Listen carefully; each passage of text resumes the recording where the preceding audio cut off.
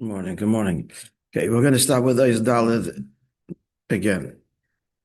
So the basic shaila is why Vayedaber Elokim as Dvarim as Kol Advarim Ha'ila Lamer explained to mean you cannot mean what it means everywhere else because everybody's there. Usually it means that Moishe should convey it to Eden. So he explains that Lamer means that the Avodah is to be mamshich the Aseres HaDibros into the Asara Mamoros. And the question in Eis Gimel was, why is that necessary? The world is brought into existence through the constant creation Yesh Ma'ayin, which is a greater miracle than Kriyas Yamsuf, as Alter Rebbe explains in Tanya, because Kriyas Yamsuf, why does he call it Kriyas Yamsuf? Of all miracles, because Kriyas Yamsuf was a constant one. There was a wind that was constantly blowing that pushed the waters back, the east wind. Now that Alter Rebbe explains is only changing from one seer to the other. Instead of water flowing downwards, it now stands upright, and explains that length that needs a constant force for something to change its teva. It needs a constant force against it. You can't do it once. Even the wall, the physical wall that holds the water back, the dam, you can't put it there once and then remove the wall and expect the water to remain. The dam must be there. The constant force holding it back, changing its teva, needs a constant outside influence or force or manipulation. How much more so Yesh Ma'ayin needs constant force. So it's a gewaltige koyach. And moreover, he asks, the Alter Rebbe in Tanya says that the Isavos of the Gashmias, as we explained, that's talking about the chayis that animates and sustains. But the etzem Isavos, the actual creation, Yesh Ma'ayin, is only Mekoycha Atzmos. So Atzmos is invested. We explained why, because only I that I am can create that which feels I that I am. Oyer can create that which will feel dependent to some degree or another, more tzimtzum, less tzimtzum, but at the end of the day, the lowest darge of Oyer is inherently coming from a source. It's not lost on it, because that's its whole identity. Oyer is made on Moyer, so Oyer can't produce anything otherwise. Every darge that Oyer produces, every shtalshalus, inherently connected to a higher madregas, and you know you come from a higher madrega, from a source. There's no delusion in any level of ishtalshalus of I am that I am.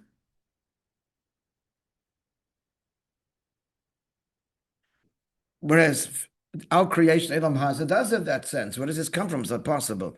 The answer is yes, from the Atzmos. From the Yesh HaMiti comes the Yesh HaNivra. So the end of the day, the Koyche Isavos at the etzem level of the very existence of the Yesh HaGashmi is Me'atzmos. So what is required? What's the avoided to be? Amshech Haseres HaDibros, what's missing? There can't be anything missing. So that's what he's explaining now. So begin again is Dalet, because it was Friday and many weren't. I'm not setting a precedent that we're going to review Fridays and give you a break. But today we will, because it's dense and there's Makaitis here, and let's look at it again.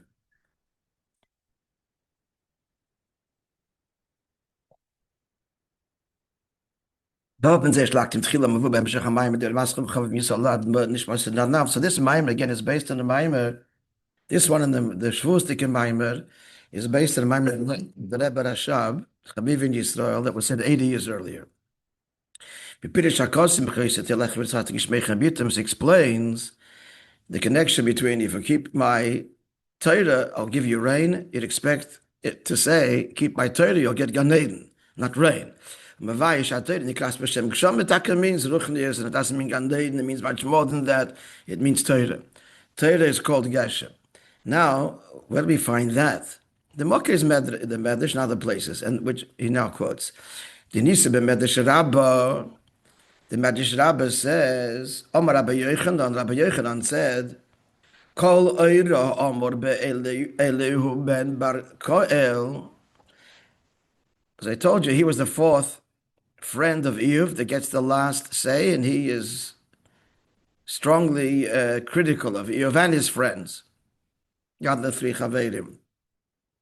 And he talks about the Eibishter's works and so on, and talks about Oira. So he says, Rabbi Yochanan says, when he says the word Oira, it's talking about rain. B'yididus And he does speak overtly about rain and how the whole process happens and the wonder of it all.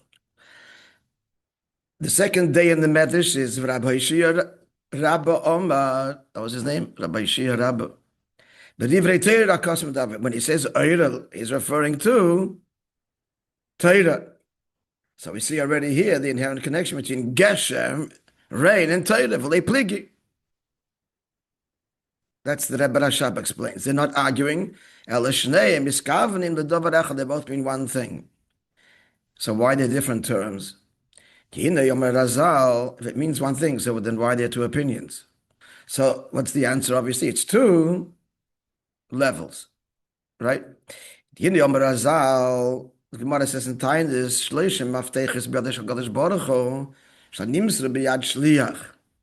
there are three keys that the Eibishter did not give into the hand of a shliach. And one of them is rain. Every chassid is very familiar with this because why? I mean, famous Verbrengen put him Tafshin Tesvav. And Rabbi gave them a bracha for Pandasa, for Ashirus. He quoted this Gemara afterwards. It was almost under his breath. We said it silently in the disappointment that people weren't responding, that there are three keys, and here we've kind of snatched one. Ksham is Panos. Now he says already, there's also the thing of shlichus that we do find nonetheless in connection with rain. Now, this point will be relevant later, we'll see. He sends rain to the outlying fields. But the pasuk uses the word shlichus, so there is the inyan of shlichus also in rain. That means to say that there's two levels of rain, l'chayra. There's the level which the Gemara in Tainus is saying that the Eibishter does not give in the hand of a shliach, and then there is the dargya, l'chayra, that's what it means, that there is shaykh, the inyan of shlichus, of agency. And that will explain the two opinions in the Medrash. We'll see at the end.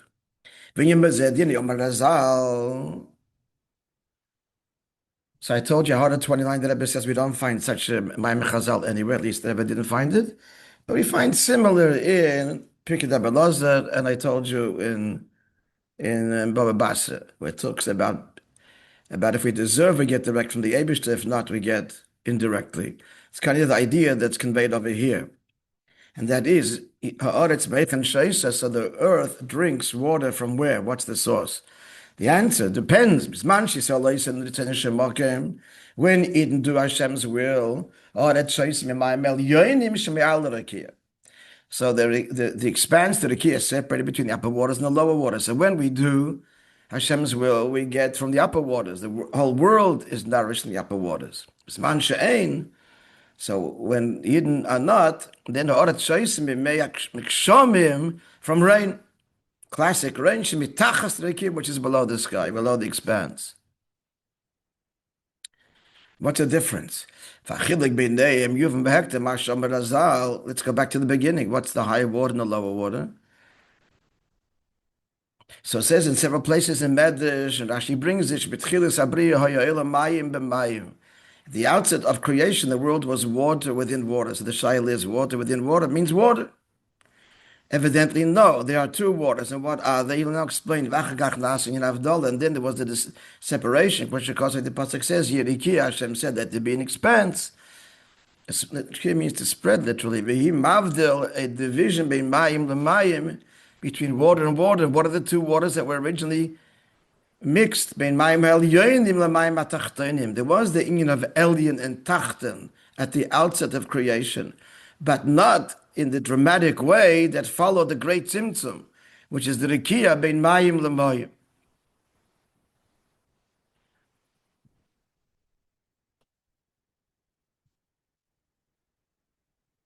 We learned this in the Basi L'Gani Maimarim that the Eir Sosum V'Nelam, there is the inyan, even the Maila, the inyan of Gvul and Helim, and Gilui. That's Elyonim and Tachtonim. But the Tzimtzum caused this radical and dramatic separation. I know, he goes on to explain At the outset, first of all, the outset, the upper waters did not express. What do you mean, the waters weren't so high. The higher waters did not express the bligvulness of the Eibush in the absolute sense. And by the same token, and the lower waters didn't express gvul in its fullest form. Like a morsel of a barrel of wine. Sediments are mixed in the wine. So when it's all mixed up, both are compromised.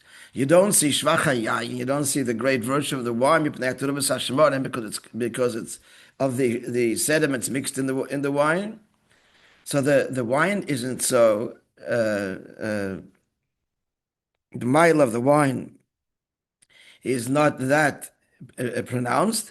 And for that, by the same token, the shmorim are not so terrible because they're still expressive of wine. It tastes like wine. However, once it's sinned, it's filtered, the wine becomes clear and meshubach and valuable, praiseworthy. And then the sediments descend, they remain rejected as residual. Rejected. So that's a marshal. So therefore, through this, the rikia, the separation, the tzimtzum hagadol, so in the separation of gvul and bligvul, so then bligvul, the infinite expression of God, becomes in its purest sense, in its purest revelation. And gvul descends to its absolute descent. Now he talks about the gvul, contrasting it on three planes. Aleph, the gvul now is incomparable to the way the gvul was, and it was mixed with the mayim elyonim. Because there was still a shtikl maila, it's still part of mayim elyonim, which it means in simple language, you could feel there that it's part of the shleimus of the Eibishter to reveal himself in gvul. It's not a yarid there. There's maila, there's the time of yayin, there's elikus. No longer, now it's gvul. Now it conceals totally. For sure, now it's incomparable to the mayim elyonim that once upon a time had an association with. And third contrast, and certainly now after the tzimtzum, it's incomparable to the mayim elyonim, to the bligul kefishaim ata, as the higher waters are presently after the separation, and have become elevated, the pure appreciation of boundlessness of bligvul is in an uncompromised way. Okay, so this has to be thought about at great length. It's just a word. What does it mean? But just a simple marshal is there's a bligvul. We've learned about this also in the past years ago. The Ganim, my mother shall recall which year. But upon him, there's bligvul of numbers. It's also kind of bligvul in math. But that's a bligvul made up of gvul, another number, another endless numbers. It's not true bligvul. That's al derech. The mayim elyonim mixed with the mayim tachtonim. The mayim elyonim, they're bound up with mayim tachtonim. So what's the mayim elyonim? It's bligvul numbers. And then there's the true pshit. It's not a question of numbers beyond bligvul. That's the true moshel for the bligvul. It's now emerges after the separation and the distinction of mayim tachtonim. It's a whole different level of bligvul. The word infinite, therefore, doesn't really apply. Even bligvul, we have no language, because infinite already implies a relationship with finite. And all it means is finite and finite endlessly. That's what infinite means. Because the finite's endless. Like numbers endlessly. This is true bligvul. Akalponim, the Maimon doesn't take us there, so, but just, we don't understand, just this words thrown out. Again, I'm a guild student that's sitting here, and he's very interested, but Abyssal Hasbara would be nice. The Maimon goes on to say, in the union of Mayim, why is the Marshal Mayim? Why are we using the metaphor of water? That's not a metaphor, it's not a Marshal. It's incorrect. The whole Seder HaBriya began with Mayim b'Mayim. Why? And it's all nishtalshal from from these dargas. So, but why is mayim the consequence, the physical, incarnate of these dargas we're talking about? Answer. Mayim, because everything starts with nisave, tainug. It all started with God deciding to have a tainug.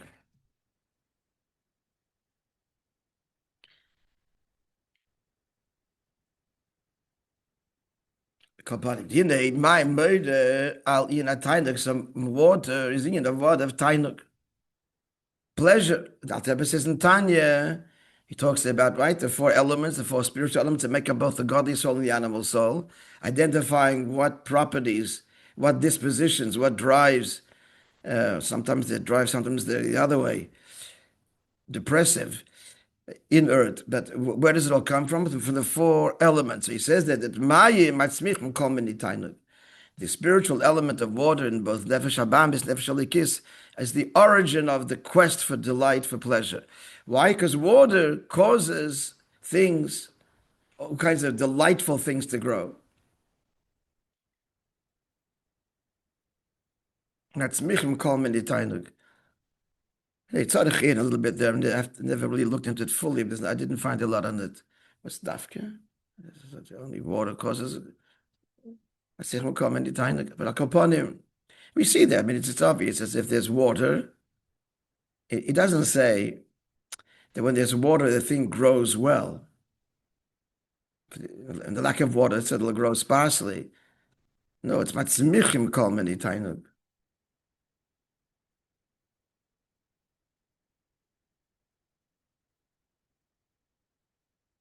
In pashtas, they're talking about delectable and delightful fruits and so on, but it also causes to grow staples like wheat. Okay, whatever, so much of the research of this. What exactly is the hasbara of dafke mayim matzmichim kol mini tainug? At any rate, just talking aloud. Let's go for not to be distracted. I just say this, we see this in the person. Pagashmius, the tainug, the deepest tainug, which is the source of life, is associated with liquid, etc., and moisture. I don't know if it's connected or not, but it is. That's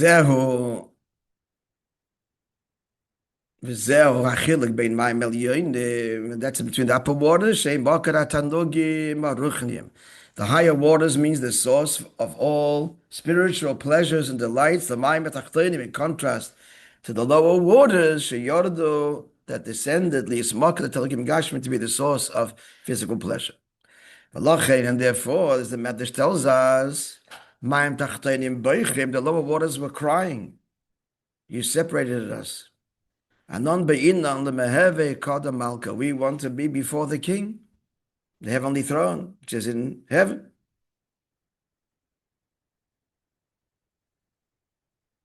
It's from the Zohar. So what's the crying? They're crying because of the tremendous descent. That adds in brackets. He's not going to leave it at that. And that's why they were promised the korev of mizbeach to be offered on the mizbeach b'melach in the salt. What salt got to do with it? Because ideally the water came from where? The salt rather on the mizbeach came from yam hamelach.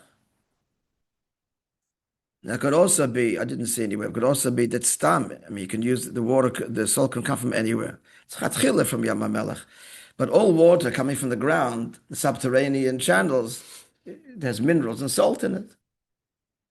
That's number one. The second thing is nisach hamayim b'chag.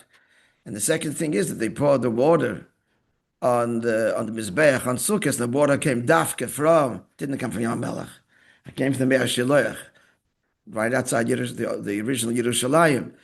So v'zeh gam hatam, and it's amazing that the Rebbe doesn't leave us with this. Yes, and very positive. Shegodla kol kach ma'ilus simcha b'tzeh. That's the whole simcha of Chim's Beis HaSheva. That the Mayim Tachtonim, the Ali of the Mayim Tachtonim on the Mizbeach, which is even higher than the Nisach Hayayin and so on. As he goes on to say, Mayim Razal, yeah, Mishlei Ros Simcha Tzeshev l'Rama Yeh Simcha. If he didn't see Simcha Beis HaSheva, he didn't see Simcha in his life. Commission is explained elsewhere at length. Close brackets. So this is the Mayim million, the Mayim Tachtonim, upper waters, the lower waters, Vesham Barazal. So now going back to the Mayim Chazal we said before, that what's the difference? It's all to explain the two levels of Torah. Right? Torah is called Geshem. And in Geshem Gufa, we're just bringing the Medrash. There's Geshem Malarikim, there's Geshem, there's rain or water from above the Rikim, the water from below the Rikim. The difference is if we're aligned or not. So when you didn't do what the Eibishter wants, then Shoy said the whole they in the world. That we draw down and we drink from the upper waters, higher than the Rikiya, that's the Emeser Ablikvul. Shemisham, the pure Ablikvul. Again, it comes down into the Tachton. Shemisham, the Misheches Hashpos, Hashpa, Betaisvis, Betisefes, Veribi Belikvul, and that's a Hashpa which is boundless. The pasuk continues, and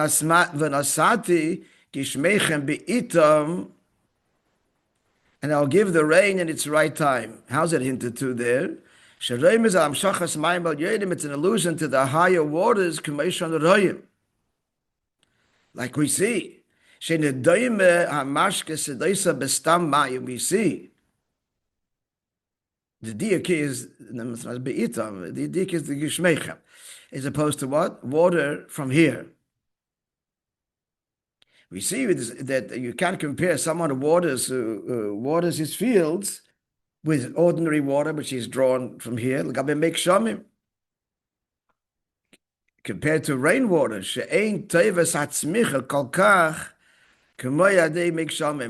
growth is not as good as compared from coming from a result of rainwater, coming from heaven. We have to just understand the distinction. Now he's talking about water down here and rain.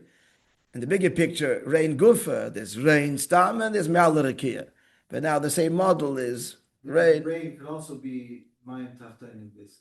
Yeah, that's in the bigger picture. But now the prati is rain is mayim al yonim and water down here is mayim tachtonim. My neighbor. Huh? My neighbor. Your neighbor. Is a big gardener. Yeah. He will not use water from the hose. Only rainwater. Rainwater. There you go. He's tuned in. See his garden. What? See his garden. And how his garden grows. Like the pasuk says in Yeshaya, this is in the haftarah of a fast day, that the rain comes down and doesn't return to its source, ki'im, its whole purpose is hirva sa'aretz, that it soaks literally. It soaks, and there's a word saturates. Saturates, yeah. And it gives birth and things grow. The main growth is only through rainwater. What's a yerdim gvura? They come down in droplets. That's the gvura, yet they come down with intensity. It's droplets, but it falls down and penetrates the earth. Oh, we have another Talmud. It's the rain that saturates the earth. It's also a term that's used to slate, to quench thirst. That same term. To quench. It quenches the earth's desire for life. And this causes the growth at a very elevated level. That this is from the Medrash, how she brings it, the wheat will be like kloyes, like as big as kidneys. Tremendous growth. If you do the tzedisha mokim, this will become it. Mashiach comes, even barren trees will bear fruit. So this is bizman shisol oisin the tzedisha mokim. And how? What's that? For calls it nasa they are Torah. You'll go in my statutes, not enough an armchair study, but rather Shetir Rashi says it means I'm mailing but they're toiling in Torah. Now back to the Medrash, the original Medrash which this ice began. That every time that Elihu, yeah, that's his name, right? Yeah. Elihu says the word Oida, so Rabbi Yochanan said it means Kshamim, and Rabbi Hoishi, Rabbi said it means Divrei Torah. And Lei Pligi said the Rebbe Rashab, it's two dargis in Torah.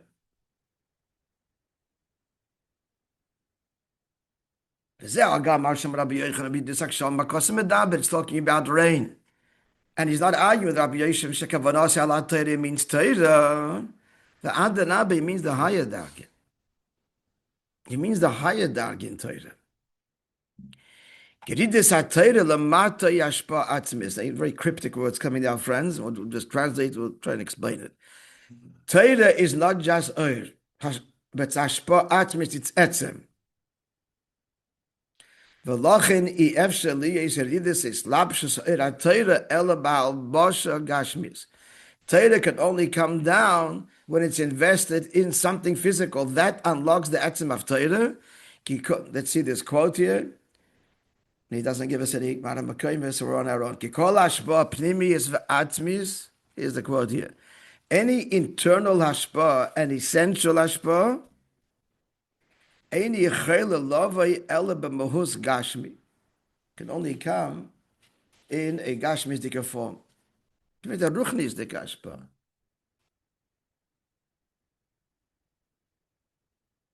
What's the hasbara? I mean, this is like the koyach ha'ilada. What? Like the koyach ha'ilada.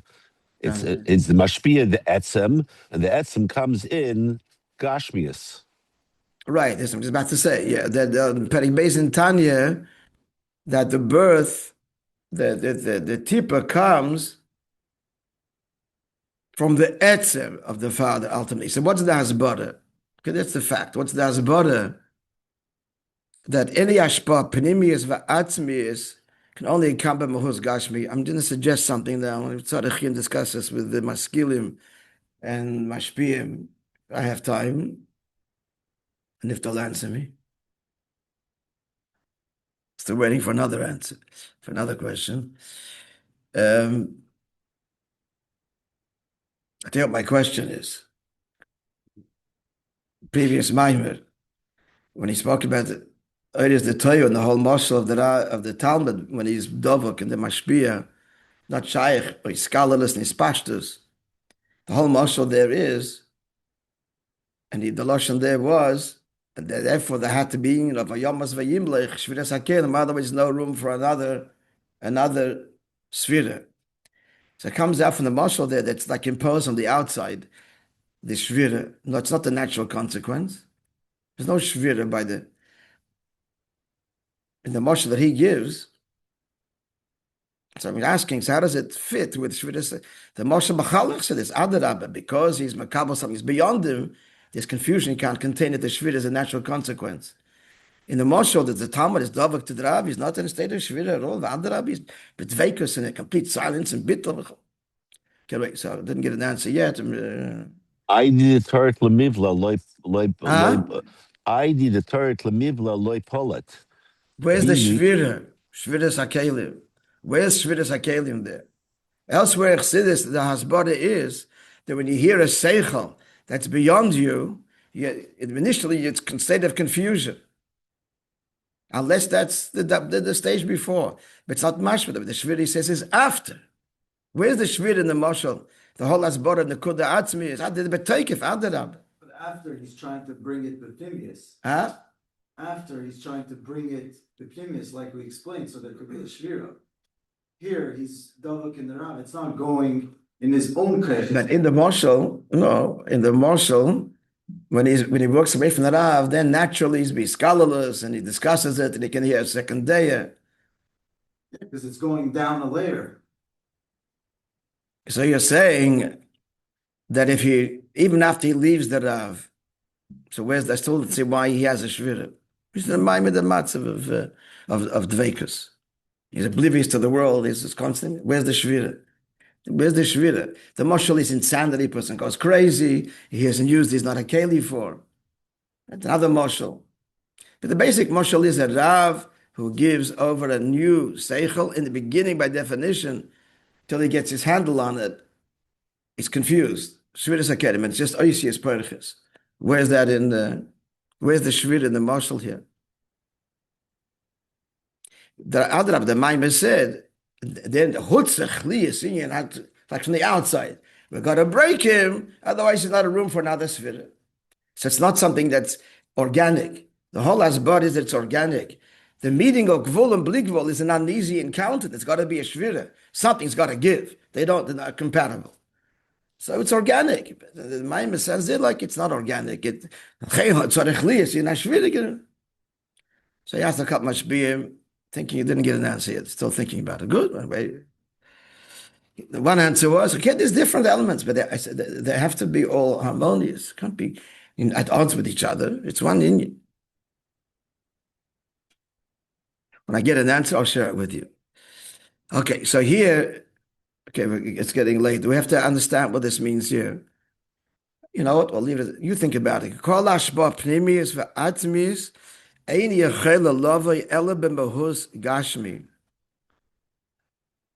I think part of the asbara is, as we said before today, that just like Gashmis has to be created, the Geshem, directly from Atzmos. Why? Because Gashmis, to create that which is completely I am that I am, can only come from a darga that I am that I am. So to give over an Atzmisdika thing, that you take complete ownership of, and it's yours, and that's Pnimius, it's mamash yours, it has to come in a Lavush Gashmi, where Lavush Gashmi has this sense of I am, me. It's going to be Pnimius, and literally you take ownership so much so that it's your teaching, not mine anymore, which is why when the Talmud quotes a teaching of a Rav, the contradiction, the Mishnah says if you have to quote no, he's early. He's 1 minute early. The Mishnah says that if you say something in the name of the one, you bring redemption. We find the whole shas is that who is this Hamayda? He's like this one. We have to go through a whole. Why do you say he's quoting that Tana? It's a whole larichas in the Gemara to what's the market? Because he's not quoting. He's on his atzem, but that it's his. So therefore, it's not so obvious.